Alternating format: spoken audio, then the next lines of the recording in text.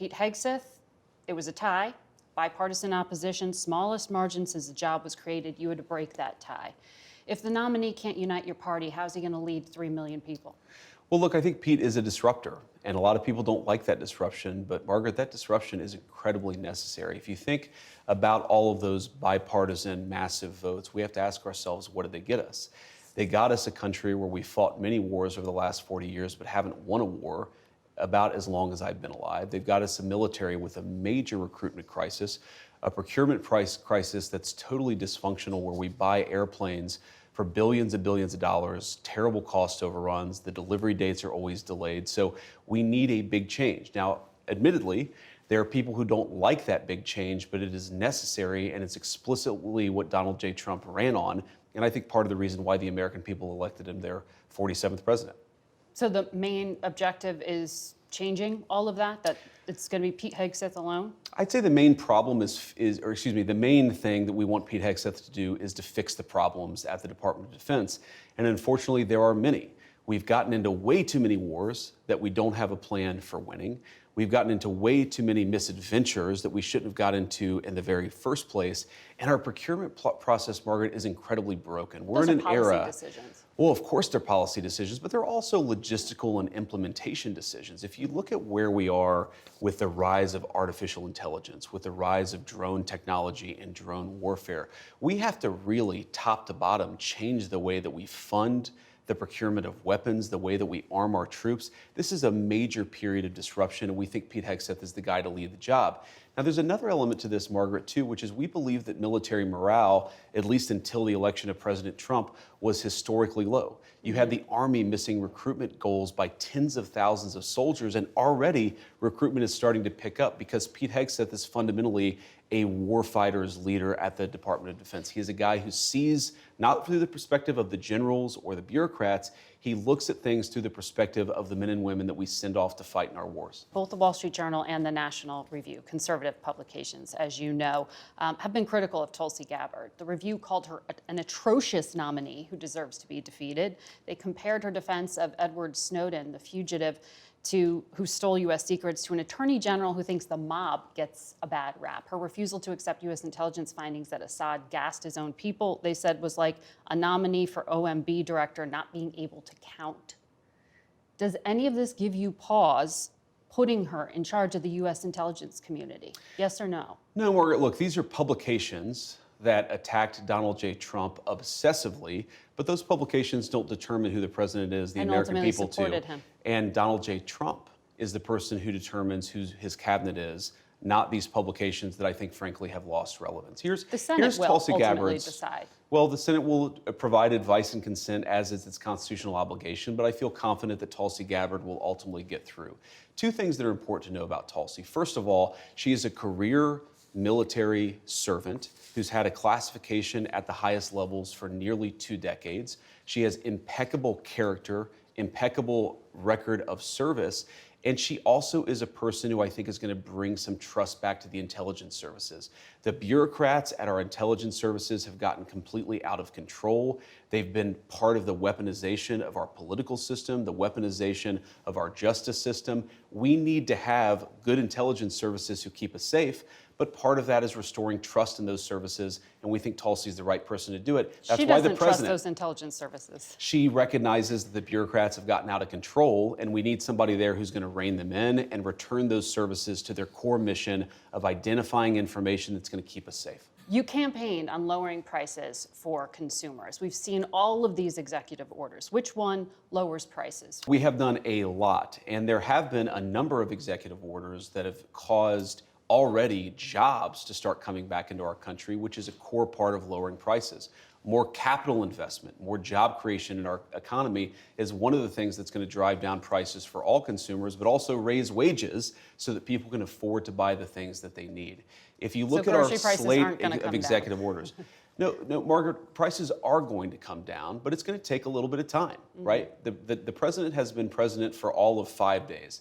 I think that in those 5 days, he's accomplished more than Joe Biden did in 4 years. It's been an incredible breakneck pace of activity. We're going to work with Congress. We're, of course, going to have more executive orders, and we're going to try the way that you lower prices is that you encourage more capital investment into our country. And you ask specifically, what executive order is going to help lower prices? All of the stuff that we've done on energy, to explore more energy reserves, to develop more energy resources in the United States of America.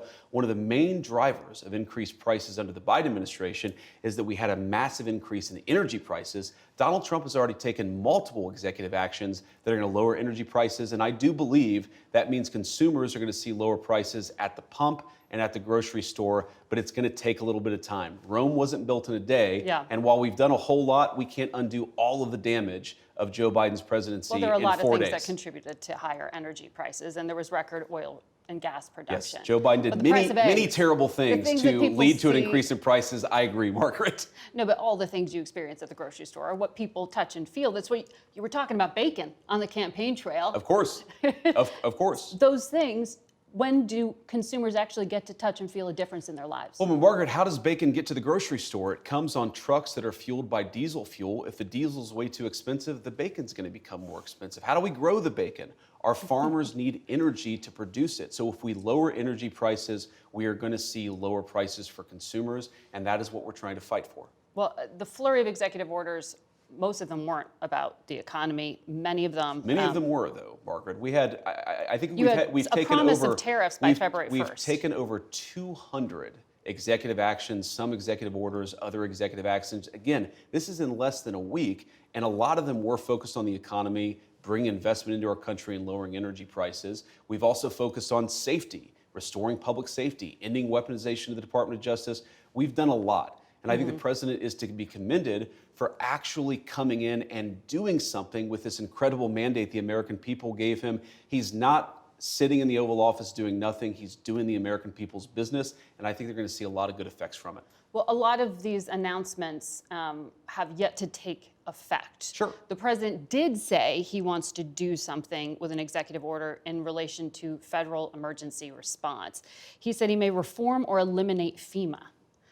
Instead of sending emergency responders, he may start to send a percentage of money to states to take care of themselves. But you know, FEMA has specialized expertise that some of these states just don't have Margaret, in their arsenal. And I wish how that will states who are lower income states, the Mississippis, the Kentuckys, the Alabamas, be able to do this for themselves without federal help? Well, the president, to be clear, is not saying we're going to leave anybody behind. He's saying that in the way that we administer these resources, some of which is coming from the federal level, some of which is coming from the state level, we've got to get the bureaucrats out of the way and get the aid to the people who need it most. But these are the first responders. Margaret, you talk about the expertise from FEMA. FEMA in North Carolina, in California, in Florida with some of the hurricanes has often been a disaster. And it's not because we don't have good people at FEMA, it's because bureaucratic red tape and garbage prevents the rapid deployment of resources to the people who need it most. But the states are now going to have to do this themselves? The president is trying to encourage us to reform the way that we deliver emergency response in a way that gets resources to the people who need it. So don't take him literally.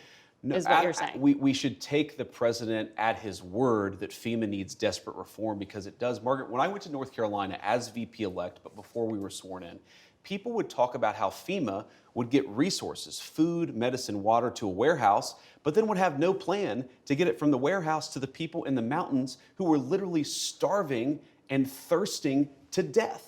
We can do so much better, and under Donald Trump's leadership, we will. But they work with the state and local officials. They often don't work well enough. And again, that's not because of the state and local officials? No, the FEMA management officials don't work well enough with the state and local officials to get resources to the people who need it. We should expect, and this is, I think, one of the fundamental premises of President Trump's leadership, the American people should expect more of their government. When there's a terrible disaster, they should expect food, medicine, and water to get to the people who need it. When there's a terrible fire in California, the fire hydrants ought to actually turn on. I am sick of the American people having such low expectations for their government. They should demand more of us, because this is the greatest country in the world, and that's what Donald Trump's leadership promises to bring back. So still count on the federal government, but watch that space.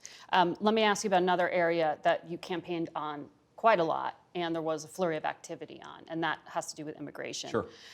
The U.S. Conference of Catholic Bishops this week condemned some of the executive orders signed by President Trump, specifically those allowing immigration and customs enforcement to enter churches and to enter schools. Do you personally support the idea of conducting a raid or enforcement action in a church service, at a school? Well, let me address this. Of course, if you have a person who is convicted of a violent crime, whether they're an illegal immigrant or a non-illegal immigrant, you have to go and get that person to protect the public safety. That's not unique to immigration. But let me just address this particular issue, Margaret, because as a practicing Catholic, I was actually heartbroken by that statement. And I think that the U.S. Conference of Catholic Bishops needs to actually look in the mirror a little bit and recognize that when they receive over $100 million to help resettle illegal immigrants, are they worried about humanitarian concerns, or are they actually worried about their bottom line? We are going to enforce immigration law. We're going to protect the American people. Yeah. Donald Trump promised to do that, and I believe the U.S. Conference of Catholic Bishops, if they're worried about the humanitarian costs of immigration enforcement, let them talk about the children who have been sex trafficked because of the wide open border of Joe Biden. You personally let them talk support them about going into people like schools Laken and Riley churches. who were brutally murdered. I support us doing law enforcement against violent criminals, whether they're illegal immigrants or anybody else, in a way that keeps us safe. Let me ask this question, But Margaret. Let's separate the immigration issue. If you had a violent murderer in a school, of course I want law enforcement to go and course. get that person out. Of So what's course. the point of the question? You changed the regulation this week. That's the point of the question. Exactly. Giving the authority Yes. to go into churches Exactly. and go into schools. We empowered law enforcement to enforce But the that law also everywhere has to a protect knock-on Americans. effect, a chilling effect, arguably, to people to not send their kids to school. I desperately hope it has a chilling in effect the on churches, illegal you think immigrants the coming U.S. into our Conference country. of Catholic Bishops are actively hiding criminals from I think the U.S. law enforcement? Conference of Catholic Bishops has frankly not been a good partner in common sense immigration enforcement that the American people voted for. And I hope, again, as a devout Catholic, that they'll do better. There are 5 legal challenges already to one of the other immigration actions, the order on birthright citizenship. A federal judge appointed by Ronald Reagan, I think you'd agree, has some conservative credentials, Sure. paused the order to end birthright citizenship, calling it blatantly unconstitutional.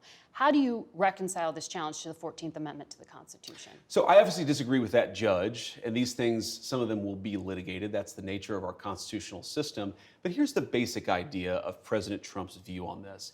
If you are a lawful permanent resident or a legal immigrant who plans to stay, your children, of course, should become American citizens. But let's say you're the child of an ambassador. You don't become... But that's not part of it.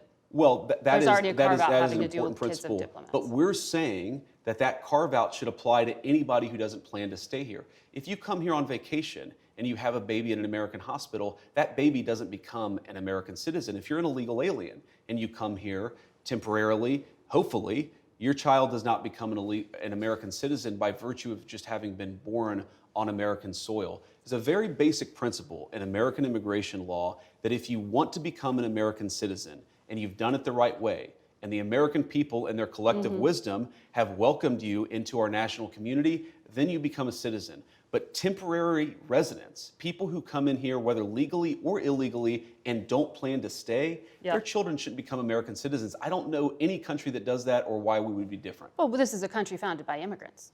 Well, this is a country This is a founded unique by... country. This is a very unique country, and it was founded by some immigrants and some settlers, but just because we were founded by immigrants doesn't mean that 240 years later that we have to have the dumbest immigration policy in the world. No country says that temporary visitors, their children, will be given complete access to the benefits and blessings of American citizenship. America should actually look out for the interests of our citizens first, and that means, again, if you're here permanently and lawfully, your kid becomes an American citizen. If you're not here permanently, if you're not subject to the jurisdiction of the United States and don't plan to be, why would we make those people's children American citizens permanently?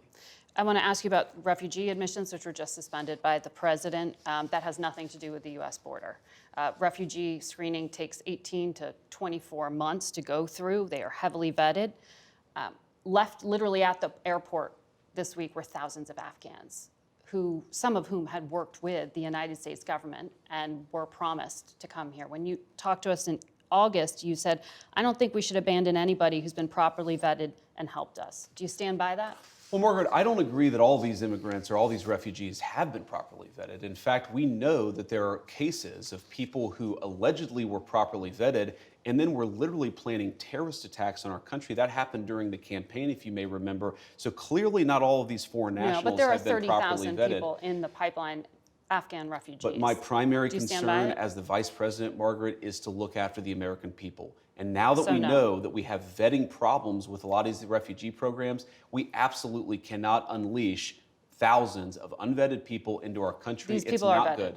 These people are vetted. Just like the guy who planned a terrorist attack in Oklahoma a few months ago, he was allegedly properly vetted, and many people in the media and the Democratic Party said that he was properly vetted. Clearly he wasn't. I don't want my children to share a neighborhood with people who are not properly vetted, and because I don't want it for my kids, I'm not going to force any other American citizens' kids to do that either.